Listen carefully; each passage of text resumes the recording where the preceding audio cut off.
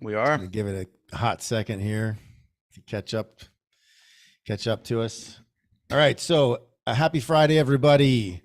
Adrian Park here, our founder Jay Carter, with me today as always.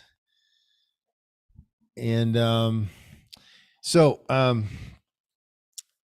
don't know why I enjoy this so much, but I do enjoy telling stories about my fantastic f ups. I think it's partially. I guess I mean, it does feel good to like be able to say it and laugh about it now. I wasn't laughing at the time, um, and so we're talking about the before I get into what we're talking about this week. So I read this book. For those of you can see that it's called The Ultimate Sales Machine, and it's a book by a guy named Chet Holmes, and it's a sales book, obviously.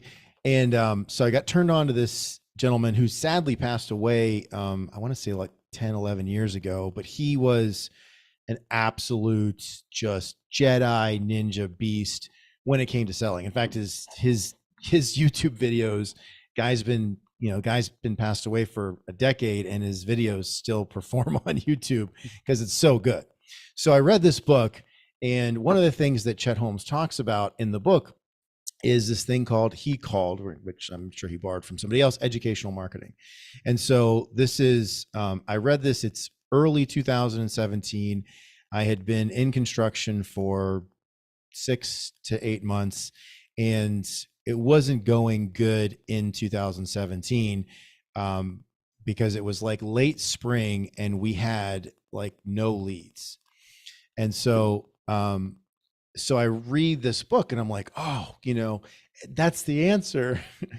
We'll just educate our people, which is, our lead, our prospective customers, our prospects, which we should do, right? However, I did it the wrong way. And here's what I mean. So I was like, oh, we educate them, we show them what's wrong, and then they'll be like, oh yeah, I need to do that. So I was like, we'll explain to people the value of like, caulking, and like what happens when you don't caulk and when it dries up and gets powdery. And we'll explain to them like what happens when your mortar joints wear out, and like how water penetrates, and, moisture and all that. And I had this like epiphany, and I was like, this is going to be, and I thought and I really believe this. This isn't just for the story. I thought this is going to be the greatest marketing campaign ever executed in construction. I was so excited. I was like, people are going to read this mailer and they're going to be like, I need to call these guys. So I scrapped our current mailers, which were getting leads, good leads, by the way. I scrapped them because I was like, these are garbage. And so I made this whole new thing. I wrote like 5 things you need to look for, whatever. And, these problems that can happen in your home or in your building. And I thought this is going to be the thing.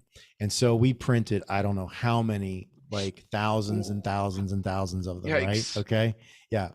I went all in on this, and I was so excited. Right. So we sent them all out, and like literally nobody called. Like nothing. It was like if crickets were in a soundproof room.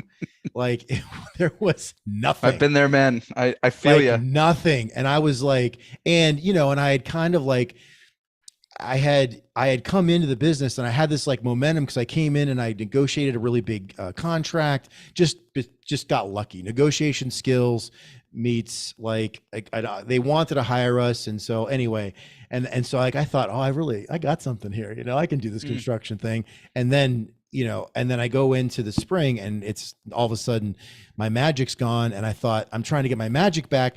And I thought this is going to be the thing. And it was not the thing, because nobody responded.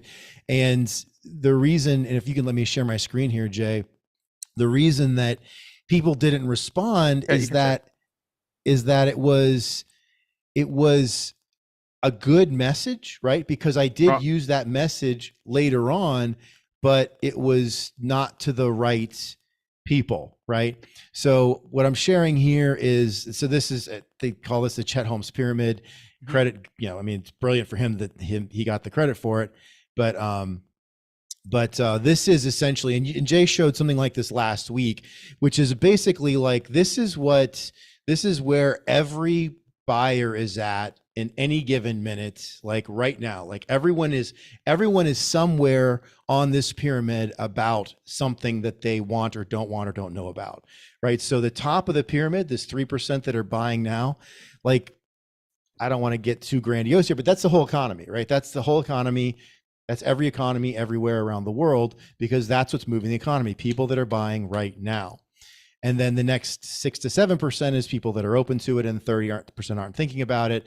And then there's like 30% that know they're not interested, and then 30% that don't think they're interested, et cetera, et cetera. So what I didn't understand was that, like, I was sending this message to people that had no idea who we were, right? Had never heard of us. And I wasn't just saying, hey, we're out here, get to know us and maybe call us if you have a problem, and then we'll figure out if we can help you. I was like I was trying to have a conversation with someone who did not know me, right? Mm. So, I mean, it would be like, it's the equivalent of like, it's one thing to say hi to a stranger, like in the grocery store or out somewhere socially. It's another thing to walk up to them and like ask them like a really like personal question, like try to like, tell me about your relationship with your father. Right. So that's what I was give doing. them or try to educate them, because you know how much you appreciate right being educated by a stranger, right? Like, that's a much better show example. Up and be like, yo, right. It'd be like, here's your lesson for the day. Like my partner and I, we went to get a bite the other night, and it was this wide open kind of thing, a beer garden kind of thing, and we were there, and stranger just kind of came up, and he was really, really friendly, which I appreciated. But if he sat down and said hello and introduced himself. Had he sat down and like asked us like a really personal question, or try to tell us, like give us some sort of like unsolicited advice about something, conversation would have went a very different way. We probably would have bounced, like, it just, so anyway, so I spent a lot of time and a lot of money developing this, what ended up being a terrible campaign, and got no results. And the reason why is because I was going to a group of people that didn't know if they were interested or weren't thinking about it, or a group that knew they were not interested, and I was trying to like tell them about a problem that I believed they had. You would have also overwhelmed the 3% at the top and made them want more information. So right. Again, more information keeps them on their logical side of their brain. So if you're sending out a piece of mail that points out the problem, it's like selling a drill. You're talking about features and benefits, but you're not focusing on what makes the sale. So all sales is transformation. If you can get them to imagine where they currently are and where they would like to be, all right, that's what you're selling. You're selling the transformation of them getting a new roof, for example. Right. And a lot of marketers, when they first start, our guys first starting out, they try to sell the drill. They sell the roofing, assuming that that's what they want, but that's not what they want. That the roofing's just roofing, especially if it's coming from a stranger. Yeah, we want the solution, and so I was, again, so is it useful to have that in the conversation? Is that something we should have in our tool belt to be able to educate, our time and place? Absolutely. Yeah. Right. So again, I laugh at it now. It wasn't funny at the time because we were really, really hurting and didn't have a lot of cash. But, I was going to people that didn't even know who we were, and I was trying to tell them, they had this big problem and I was going to solve it. And they couldn't, clearly by the response, could not have been less interested in having the conversation with me. So, and I think that, I've, just to be real sort of like transparent here, I didn't really understand for a while. I was reading books about like sales funnels and things like that, and did not understand, even until like within the last year, like really what, like it's, and we talked about this last week, but it really bears repeating because, and I'd done a lot of different things at that point. and I'm 47 years old and did not really understand like exactly like what's happening. And so, today I understand a lot more, and, understand that, essentially it's kind of understanding, where different prospective buyers are, and, essentially going from, um, I don't know who this person is. Who is this person? Oh, okay. Who's this contractor? I know this contractor. I need this contractor, right? So it's essentially Right. from not, I've never heard of this person to, oh, I know them. Oh, okay. I could trust this person. Ooh, I like this person. I need them to do my job. So So if we were to look at, sorry to interrupt, if we were to look at that funnel, last week I explained this, that top 3%, all right, everyone's buying for them. All right. So every contractor that's out there is fighting for that business. All right. So if yeah, you go up to that right, now, what I was explaining last week is that the money and the branding takes place in the not thinking about it, open to it. If you're right. able to move people through Yeah. that So cycle, here, I'm gonna right, walk you guys through this today. The exact system that I use to bring people from not thinking about it to I'm converting, right?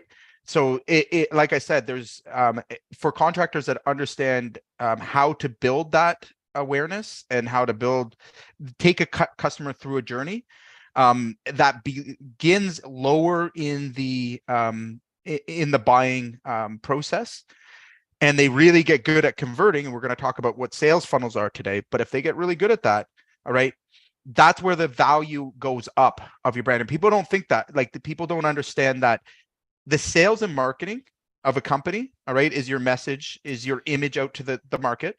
right. The more the more that you're able to move people from those lower brackets into a conversion, all right, the more profitable and the more money you can charge, period. Right. And we see more and more examples of it. Again, companies that can sell and market will outperform any other company with any other sort of operation problem or anything else like that, hands down. Right. So again, the only thing that's scalable and the only thing that's truly going to buy you freedom in your business is understanding how these mechanisms work. And too many contractors are sold on, if I do good work, all right, I was then just I going to will say get all that. the customers. They're going to come to me. Yeah. And that's just Yeah. not the way that people buy. And if they understood that, hey, you know what? The investment in the work that I do, the profit from the jobs I do, or the revenue from the jobs I do, need to be dedicated to moving people through this process, right? And I need to design my company around moving people from where they currently are to where they Right. want to be.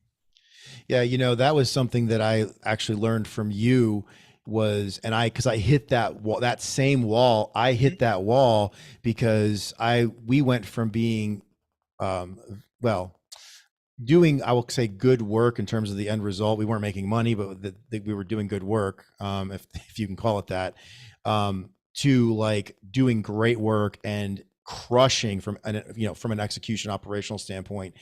But then I kind of felt this, like, it's like this wall where I was like, what's happening here? And then I realized, after we had worked together for about a year, I was like, oh, we don't do enough marketing. Right. We've Well, got to and get out there, and marketing, we've got to like build, like, people have to become more aware of us, right. instead of just like from these, like, I mean, granted, we had decent campaigns and mailers and things like that, but I was like, oh, we need to do these other things, Right. because then it's doing the work for us before we have to go out and look at a job or do an Right. estimate or whatever. So And that was like a big aha. right. So there's another element to this, which most people I don't think understand, is that people can stay indefinitely in one side until it's like an emergency, and then they become Right. that Right. 3%, right? Right. If you're able to prospect at a lower stage in the buying decision, all right, and you're actually marketing ahead of time. So let's say they're not ready to buy for 90 days, but you've already made those first contacts and built your authority with them earlier and more effectively. You're not going to have to price, you're not going to be price, you're not going to have to price with the rest of them. They've already got Right. respect for you, and you already become the authority to making their decision. And that's where Yeah. I'm saying the investment there needs to be made. But the problem with it is guys don't see an immediate ROI. And that's Right. really why people stop doing it, right? So for Right. example, contractors may start using social media, realize, hey, it's costing me about $1,000 a month. I'm not getting leads from this, but not Right. realizing that their conversions, the amount of sales they're making have gone up. They pull that Right. away, and all of a sudden that conversion starts to drop. So I'm going to talk about that cycle. Yeah. If we can do that, do you want me to Yeah, do yeah. it? I think that's where we got to help people, because like, I think that, I mean, just from the guys that I rub shoulders with, this glaze over. You say sales funnel to, I say sales funnel to one of the guys I know here in Western PA, and there's like, Yeah, like, no idea. I've lost them. Like, So, it's and just like, that's right. they come back to life when we're done talking about it. Yeah. So I actually see two funnels that occurs. There's two processes, okay? And it's very easy to confuse the two, all right? So the first process that has to occur if you're going to be scalable, okay? Now notice I didn't say like being in business, because the first one that you Right. actually have to get right is your sales funnel, okay? Now a sales Okay. funnel, all right, is simply this. When the leads come in, how do we convert them from the lead coming in to the sale being made? Okay. That is a sales process. So leads come in, follow-ups, like the presentations, like and this could be a 7-step, it can be an 8-step, but simply put, once you've generated a lead or somebody has interest in your business, you're going to go out and take a set of activity that's going to persuade them to close a deal with you. Okay. Right. Now, everybody can improve in their sales funnel. And in fact, it's an ongoing developing process. Even this week, I'll share with you guys, we developed and improved our sales funnel by using an app called Blink. Actually, I got it from a client, and it was a great idea. So essentially, it's just a digital business card, but when you exchange it, all right, it gives you back the person's contacts. So if you're talking with someone, they ask you for a Oh, business okay. card, you flip open and you give them a QR code that's on your phone. It's just an app. Yeah. They scan it, it goes right into their phone, but it exchanges the contacts. So then you can recontact them. So if you're doing any door knocking or anything Smart. like that, Yeah. you're Smart. capturing their contacts right there and then, and you can send them to information, websites, stuff like that. So, but you always get that kind of initial conversation of if you're meeting somebody through cold traffic, and we're going to talk about that in a second, and you want to move them into a warming cycle. We'll use door knocking as an example, but we can use social media ads. We can use all types of examples of how this works. But I need to be able to contact them. That's the first step. I need to get their contact information so that I can start to nurture them into becoming an actual lead. Okay. Once they become an actual lead, most people understand this part is because they've sold before. Oh, I've got to go out and give them a quote. I've got to do a presentation. I've got to follow up with them. I've got to, and that's how I get a conversion. What they don't understand is the intimacy and the connection between marketing and the ease and ability to sell. Because the better you do at the top, all right, in educating, and maybe put it this way, if you were to give out the information that somebody needed to have before the sale, before they even inquired to have a lead, all right, the steps in your sales process are far less. You're not going to have to follow up. You might be doing one call closes. They might have already made the decision. And they're also going to have less resistance to your price because you've built authority before. So it's called giving value before you actually meet with someone to try and convert them. And remember, nobody likes to be sold. All right. We're in the post-trust Right. era. All right. No one trusts anybody. It's just the way that it is. It's a reality. Right. Everyone's questioning things. Like that's why you see your ads running, doing poorer and poorer, well, some people's. So I want to kind of talk about that connection today. I want to Okay. give everybody kind of a high level view of what that could be. All right. So we're going to start with ads, easiest one that I can Okay. explain. Okay. So what most 99% of contractors are doing, all right, and agencies that work for contractors do, is that they go straight for conversion leads. Okay. So these are directed at people that are solution and problem aware. Okay. They know they need a roof, right? They know they have a problem and they're looking actively for somebody, that 3% of the awareness funnel. Okay. So when we're going for those conversions, we're competing first on ad spend and on everything else for people that are showing a interest. They're getting quotes from someone else. They tell the algorithm, hey, I was on Google and I'm looking for a roofer. Okay. that immediately puts a flag on them. And now all of a sudden a flood of other contractors are popping up, and they've got their choice or selection of contractors. Right. And it's at that point that every contractor tries to jam in enough information that, like, you imagine we're all standing there, there's 100 of us, everyone's putting up their hand, pick me, pick me, pick me, right? Makes sense? Okay. But where they miss their opportunity, and the way I look at things, is there's this whole process above here that's far more valuable. Okay. And it's what we call the cold branding engagement awareness process. Okay. Where they're unaware, or they might be problem aware, but not solution aware. Okay. But they're doing their research. They've just started to think about it. Okay. They might be looking up, materials. They might be looking up if they can do it themselves. They might be looking up ways, because they're trying to get their head wrapped around what this will cost, what this project will look like. They haven't even began to search contractors. They are literally looking at, before they call anybody, and put themselves, can I afford this? Right? Or what do I want? Like, do I want to call a contractor that offers this or offers that? And this is where contractors need to be investing more. Okay. So let's use an example. We have a blog, okay, that speaks specifically to how much does it cost to install a metal roof. All right. Okay. Far easier to promote. Google picks that up and people start to read that. You're going to get people from all over the place, but eventually it gets, enough SEO, we'll call it, that it becomes an authority. So like Google's going to push everybody to that article that explains it. So now in your local area, you're coming up first for that article, and the homeowner is going to read that article, like what you did with your campaign. So think about that, is that you were doing the right thing, wrong place to do it, because when you're sending direct mail, when you're sending a direct mail, that is a direct marketing response. Like, you want a direct response. You want them to take the next action. Here, you're not saying, hey, you need to take this next action, knowing that their intent isn't to take action yet.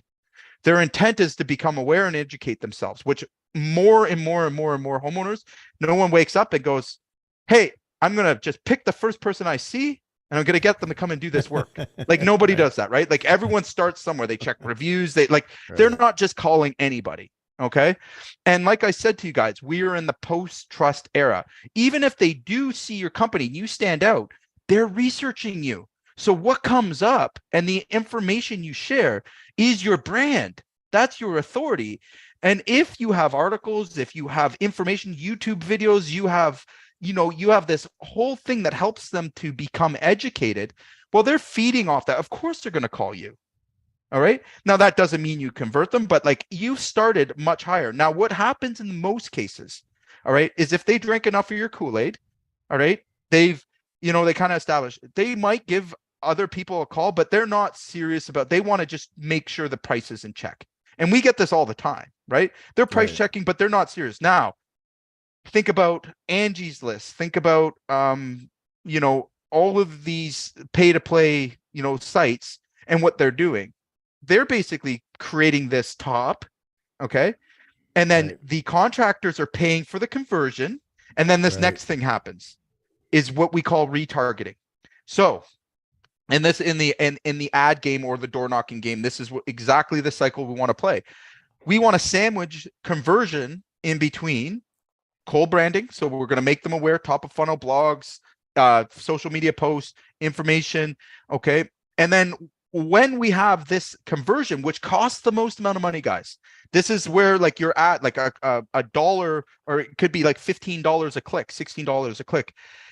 These go way up. So you get more of the conversion. So when people click on your ads, you're converting more. All right. It's not because of the conversion ad itself. It's because they came from higher up. They've already researched. You're already in their mind. Now, here's the other thing. If you run this, the branding, they hit on one of your articles early in the phase, you get given credit to retarget them. So you know how your phone always talks about you, or whatever you talk about in your phone, it pops up. Same thing if you've been on someone's website, all of a sudden their ads get to come up in your feed for amount of time. So this is where we talk about an omni-channel presence, where we're retargeting people that may have been interested, because a lot of people will take time to make a decision. And if you can get in front of them enough time, so think about it, we've got 100 people, all right? Everybody's got the same chance. We're all trying to look good for the the homeowner to come and pick one of us. We all trying to look pretty in our trucks and our wraps and everything else. And they've got to pick one of a sea of people that look identical. Right. But somebody has an unfair advantage. Somebody has already been in their ear as their consultant and was like, hey, you should consider this. So that wipes out half the contractors because they get eliminated. They're, they don't fit the the checklist that you gave them or whatever. They didn't have the right, thing. So you eliminated half of them. And then you give them a little bit more information like, hey, you know what? You really want to look at this specific type of roof that I happen to offer, right? With this specific type of detail that I happen to offer. And now all of a sudden you're only fighting with 25. And then what you do is, well, the homeowner, let's just imagine for a second, doesn't want to make a decision that day. He's got 25 of you there, right? He's going to come back. But you, as a consultant, get to continuously come up in his feed, reminding him like the devil on his shoulder, right? Like, hey, like maybe you should think of this, but think about the sale process. Think about the sales funnel. Right. It's exactly the same, but you're doing it on autopilot. You're doing it in a sequence that people start to become more and more convinced. It's so that when they do actually come, they're like immediate conversions. Right? Or very close to converting is what I should say. Now, depending on how you price, we price a very, we're higher up there. So like you're still going to have a good sales process, have good conversions. Like it's not just a give me. So I don't want to create the illusion that it is, but it's opportunity. So in a down market, do you want to be dealing with very price sensitive, scared people to buy? Or do you want to be dealing with people that have been educated, that have the money, but don't want to make the wrong decision on who they choose? Which would you choose? Right? So again, it comes back to your avatar. Look at what your client's behavior looks like. They're not compulsively buying, okay? Just going out and compulsively buying the first thing they see. All right? You got to think rich or poor, all right? People make decisions. The clients you want to work with make conservative, intelligent decisions, and they have access to all the information available. If you're putting information out that somebody's going to consume in social media. And again, this is what I'm trying to explain to you guys. If you build these parts where most guys are not, they're not educating their consumers. They're not thinking of, I'm going to call it educating the wind. All right. The reason I'm going to say that is because you don't know who's looking at it. If you're in front of somebody selling though, you know who you're selling to. All of a sudden it becomes more practical, right? If you're educating, or like imagine pitching your sales pitch to the wind. Right? You're just, on your soapbox, like, but that's exactly what I'm talking about here, because there is people that are listening, especially in the internet. The more and more traffic you drive to it, the more people you educate, all right, is going to make your sales funnel, first of all, wider, and you're going to have a lot more conversions, all right, when you do run conversion, practices. So those, you do need to have a bit of conversion, but the cost of that is much, much lower compared to anybody else that's just running a straight conversion. Does that make sense? Yeah. Okay. Hopefully that's not too much, but now we get to the point of a sales process. Okay. And this is how it works. When somebody has expressed interest, researched you, picked up the phone and called you, that is what we're talking about at this point, is what is their engagement with your company look like? How quickly do we respond? What do we fill in between, hello, I'm going to come out and give you a quote, to, hey, here's your quote? What, like most guys leave that gap of an empty space. And you know what happens during that time? All right. You know what happens? First of all, homeowners' anxiety goes up, right? Oh, this guy hasn't got back to me. Even if it's one day, you'd be very surprised. Maybe 10 years ago, we could let quotes go for 2 weeks. And sometimes we did. We told them, hey, get all the quotes you need. We'll be out there in 2 weeks when you're about to make a decision. And then we wanted to be the last to go out. Right. Because we knew people weren't, in a rush to turn these things over. Not usually. And we would make an appointment and we would send out mailers and we would warm them up while they were getting other quotes. One of the easiest things to do is send them a checklist of how they should be selecting a contractor.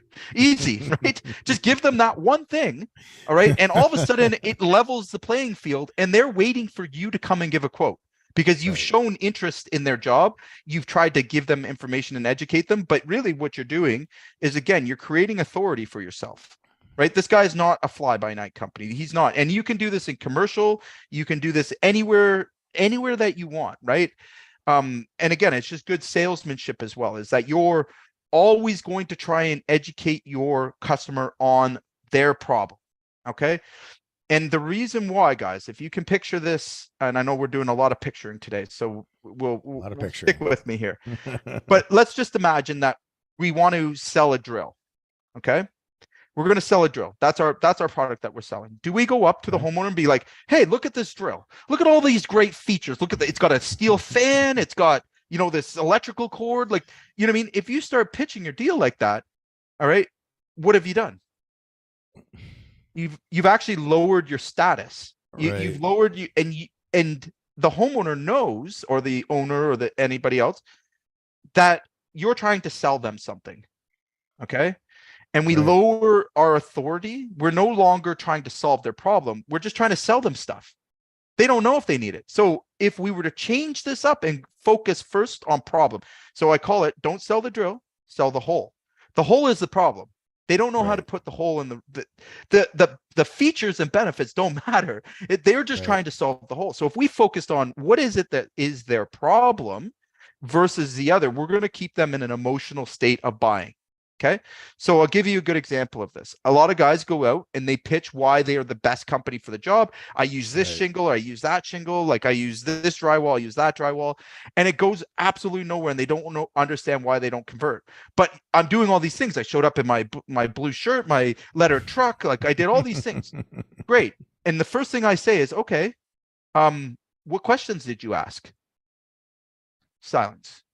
Questions? What do you mean? Like I asked if they needed a roof. Like, okay, great. I'm like, but what real questions did you ask? Like, how did you get to know exactly what their problem was? Well, they needed a roof. No, you're missing my point here. They didn't really need a roof, right? Your job was to get them aware of why they needed that roof, right? What's causing the fear? What's causing them to have a problem that they called you for? All right. It's not just the roof. There's other things, if you don't get to, that you will never convert a deal. And this is the best advice I can give you about sales. You should not be selling anybody. All right. Salespeople work at car dealerships. All right. Everybody knows what they're there for. And they bring people to the point of where they say yes or no. Okay. They don't go any further. All right. They're more customer service. A closer takes somebody from no to yes.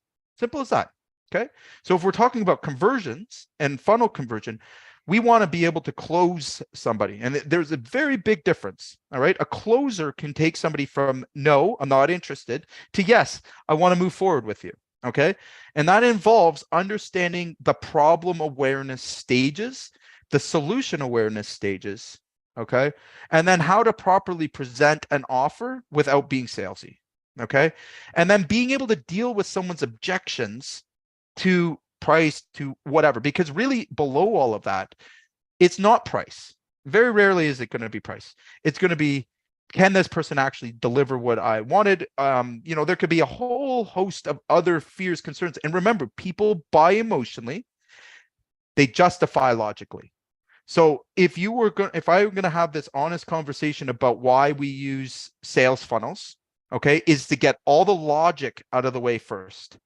Is to remove the logic and educate them first, because nobody makes decisions in a logical state. It's on the left side of our brain.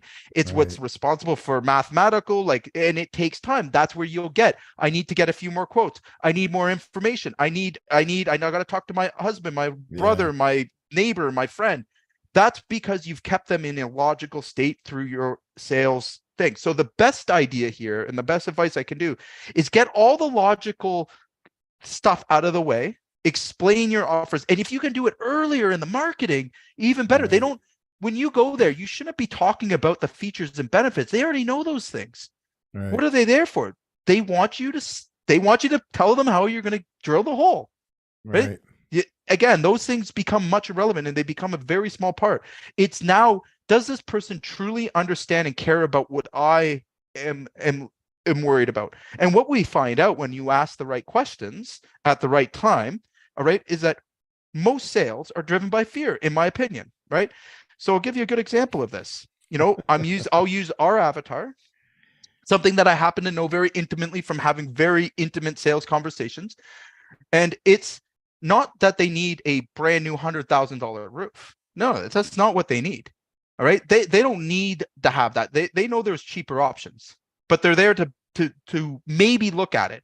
But what they're really telling me is they're afraid of something. And what is it? Right. So if I'm looking at somebody that's 60 years old, all right, I can ask some questions around, hey, like, tell me, like, you seem to be well off. Like, why a metal roof? Like, what's your decision here? Oh, well, they last forever, and they start telling you the features of your offer. But honestly, like, does it really matter to you, like, that this roof lasts 50 years? You're not going to be here 50 years, right? Like, does this really matter? Oh, well, all of a sudden it turns, and I know the exact point. Well, really, I don't want to have to replace the roof. Well, why do you want to have to replace the roof? Like, you've already done it once or twice. What's the big deal? Well, I don't want to really spend that kind of money. I'm worried about running out of money in retirement. Now we're getting somewhere. Okay. And really, is that like, that's a big fear? Well, of course, because if you don't have to ever purchase again, but then I can go one step further and really connect with that homeowner and go, is it maybe because your children might see that you're not keeping up your house? Is that maybe the concern, and you have to go to retirement home? All of a sudden, boom, right? Like, that's the real point. They want to retire into their home. And more, Right. like, again, if you know the demographic, I already know those things, right? Right. They don't want their kids to think that they can't keep up with the maintenance of their house as they get into the retirement years. Okay. So, but how much did I accomplish by having that conversation versus having the conversation about my roof lasts 50 years and it's XYZ? Right. Like, totally different connection. And Right. the ability that at the end of it, if you've done it right and you're with the homeowner. So listen, you've told me today some important information, and I appreciate you sharing that with me. I understand that you don't want to have a roof that fails. It's got to last 50 years or better. You're thinking about passing it off to your kids. And you're a little concerned about ever having to replace the roof. Well, do I got everything right there? Yeah, perfect. Okay, well, here's what I'm offering. I have a 50-year roof that will last into your retirement. You'll never have to replace again. Like there's no pitch. Like, it's Right. literally saying back to them what they've asked for, that they've already researched. Like, there's no sale here. So again, are we ready to move forward? Yes, I think we better. And I've met with them on their emotional side of their brain, because we've talked about what really matters to them. And what really matters to them is not the benefits and features of your product or service. All right. What matters to them is what it gives them and what it prevents, what it stops. Like, those are the things you need to focus on. Think about problem first, right? It's the same thing that goes, right? Guys that are just chasing money and want to get rich quick, it shows in your marketing, right? Yeah. Those are the guys that are, jumping on, I'll give you this for free. I'll do, like, what I mean? You're just attracting that kind of, I want volume. I want all the sales. I want it all. I'm going to get rich this way. I see it all the time, right? And guess where they're smack dab in? About 10 other guys that are competing for the exact same thing that sound the exact same way. And guess what happens? Those guys are gone in 1 to 2 years. All right. And I'll tell you exactly why. If you wake up every morning, all right, and this goes for sales, like sales in general, and the mindset you need to have. If you wake up every morning and you think about getting money, all right, I promise you this, nothing but problems will follow you. Okay. If you wake up every morning and think about solving someone else's problem, money will chase you down and beat you up. All right. It will, like, and I'm not exaggerating. It's something I learned the hard way. It's what you wake up and present yourself to. And again, it goes to your marketing. If everybody's business, and it's true, your business is a reflection of you. All right. It's a reflection of your thoughts. It's a reflection of what you care about, what you value. Your staff, like, show me your staff. Let me have a chat with them. I'll know what you're all about. All right. Because you attract that to you. Right. And again, if it's, you're distracted, you're not present, you're going to have distracted, not present staff. Like, that's the way the way it goes. Right. Until you correct that. Right. Now, same thing with your customers. If you are chasing money, right, you're going to find price sensitive people that are going to, again, and it's just a bad transaction. If you don't care about anybody's problems and you're just trying to sell them stuff, you're going to have a hard time converting sales. You're going to have a hard time connecting with anybody on a high ticket price. So again, I besides the structure of a sales funnel, which we can all kind of identify, there's the sales part that I think a lot of people miss, the conversion part. We are still 100% in a people to people business. And Right. until something changes dramatic that we buy purely from machines, okay, we are still in that. And if you understand that first, marketing becomes exponentially easier. Just like if you understand marketing, all right, it leads you to how to sell. Okay.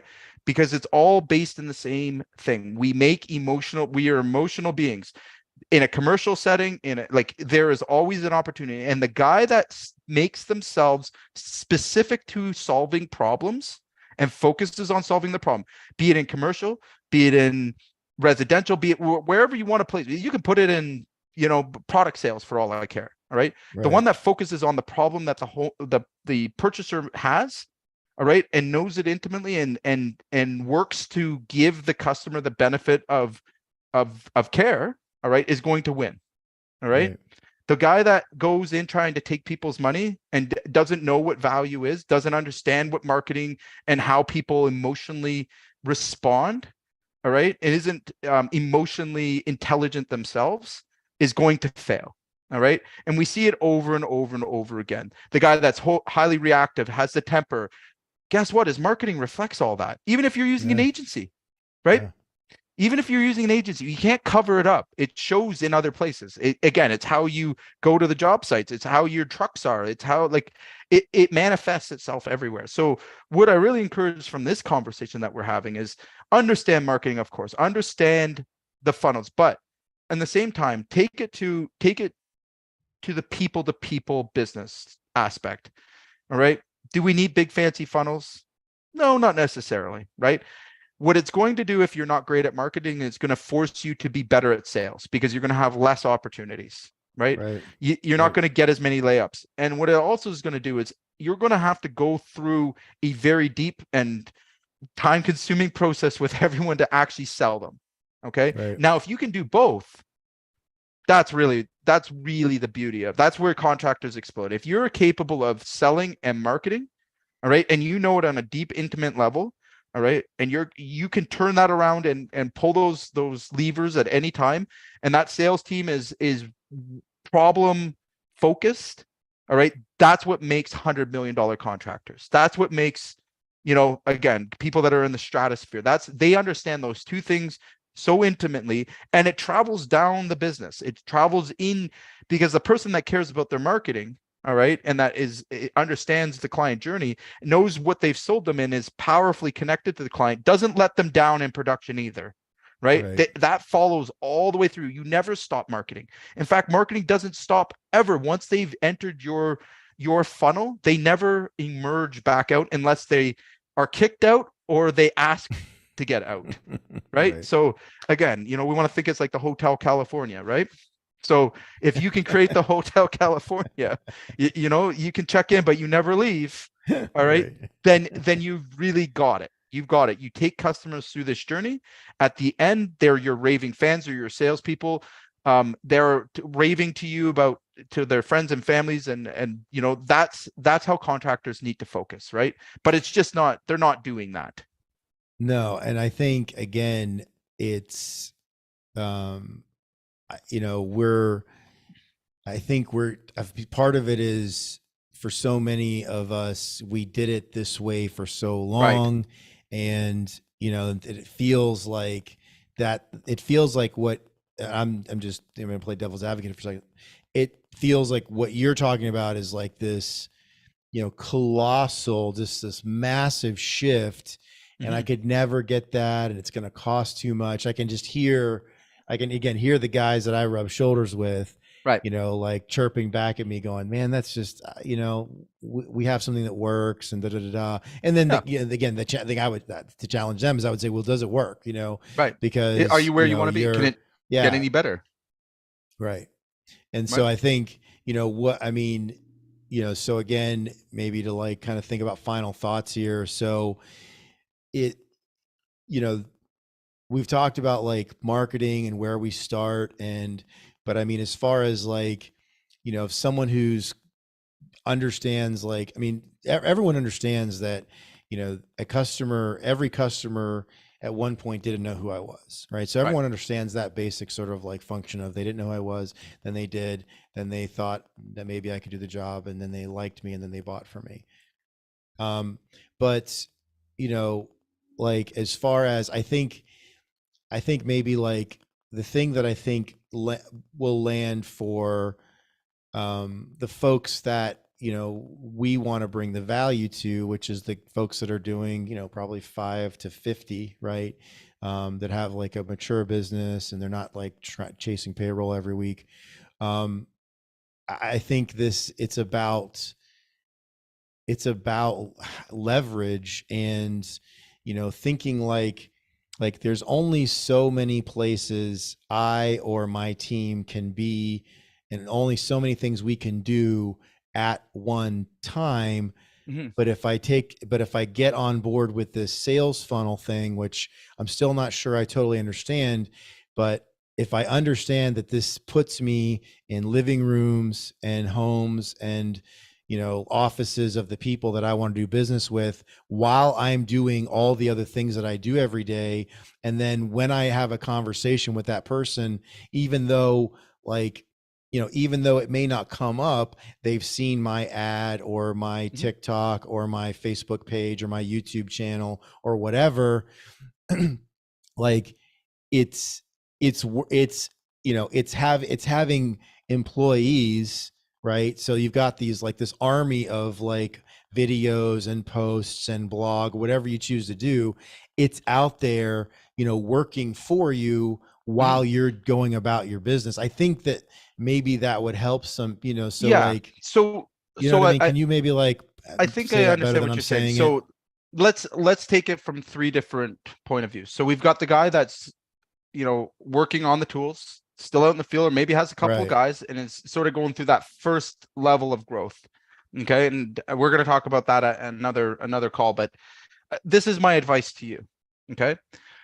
Work on the things that are going to happen and pay for themselves in 90 days. So that's your social media. If you know that for free today, I can create value and solve problems for people within the next 90 days or over the Right. next 90 days, and that my post is going to help someone make a decision.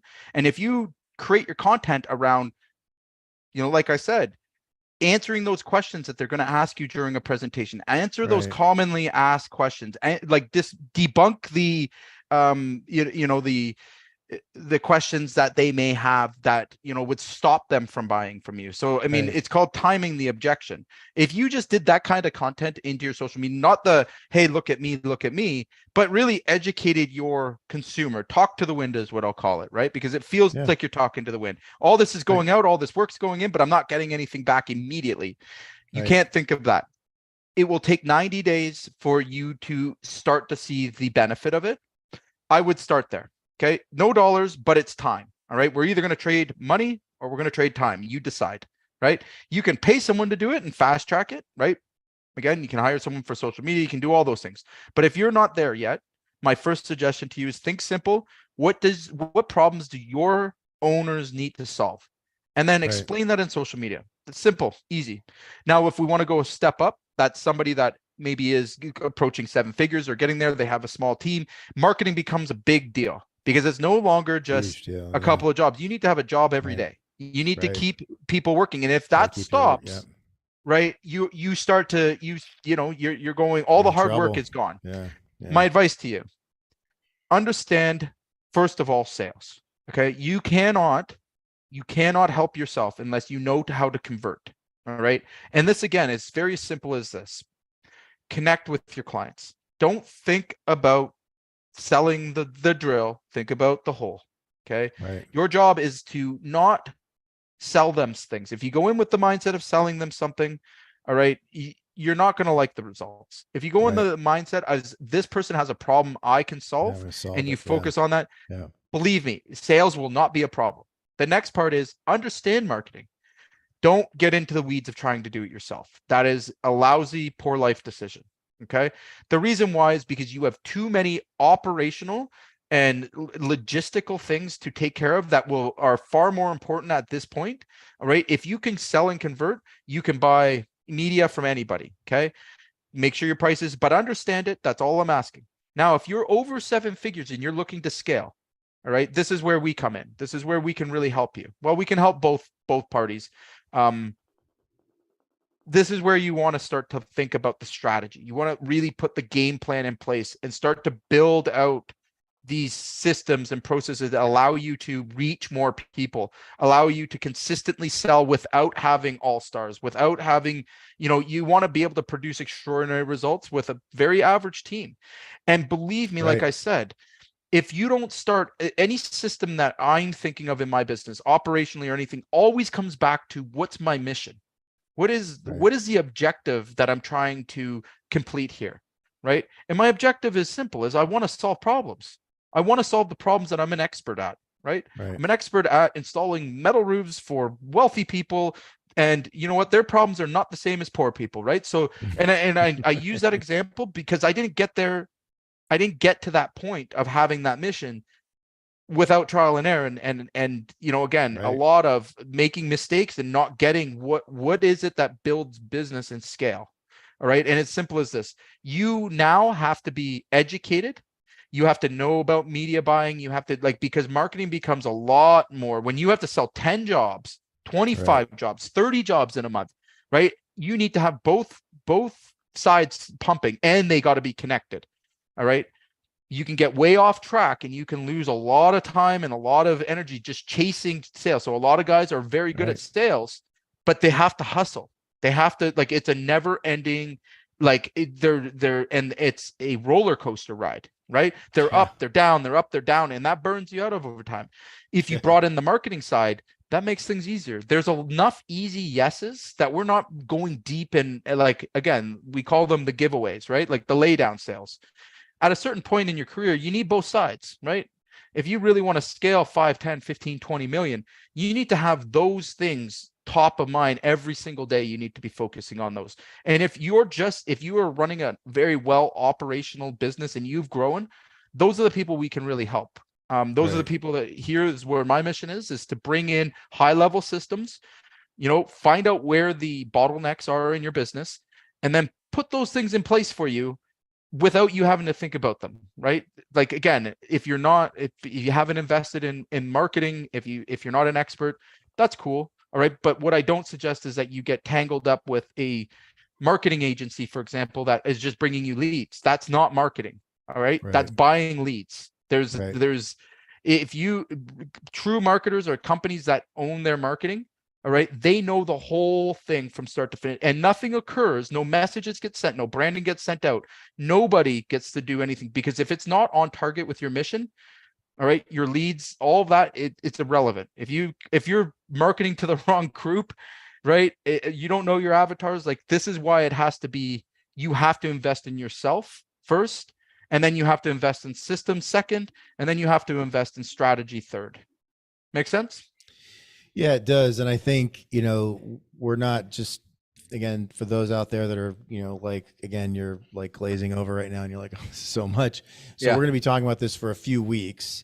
And this is just the first of, I think we're going to have 3 more conversations about this and kind of go through, because again, it's one of those things, for a lot of the folks that are in this, in our group here are, again, you're not chasing payroll every week and you're not in survival mode. You've got something that's working, and that's really where I think we can bring the most value, is to those folks that it's like, well, they if guys, owners off the tools but still selling a lot, or still very involved in the operation, and maybe wants to have your team do more stuff and have more control over your time. This is one of those things that gives you more time back. So 100%. In the meantime, between this conversation and the next one, folks can hang out. They can go on Thursdays and they can learn about this in our school, right? So if you're interested in that, drop a comment, DM us, and we'll get you in there. And Jay does that every Thursday, 3:00, right, Jay? Correct. Yeah. So final thoughts, Jay. Yeah, I think that was a lot of heavy information. So again, if anything was too much or over your head, again, it would be wise for you to invest in the things that we're talking about, right? So again, try to keep it as simple, as complicated as I may have made it sound. At the end of the day, I didn't get to where I am. I started where everybody else was, making these same mistakes. So again, I'm here to help. Look forward to helping. And like I said, my mission is still the same. It's to solve problems, right? So if Yes. you have those problems and the things that I was talking about is resonating, you'll know who you are. Put your hand up. Right. Let's get them fixed. Yeah. So check us out. Check us out on School Thursdays at 3 o'clock, or send us a note or a comment on this live. And again, it's a good conversation. And it's a chance to like talk to Jay personally and ask questions. So, I mean, it's a chance to like interact and get like get some feedback on stuff. So, thanks everybody for being with us. We're here every Friday, 3 o'clock Eastern, bringing solutions, bringing things that we believe can help 7-figure and 8-figure contractors, and doing everything we can to bring the good stuff so you can scale, grow, do the things you need to do to get to what's next for you. So thanks for hanging out with us, and we'll see you next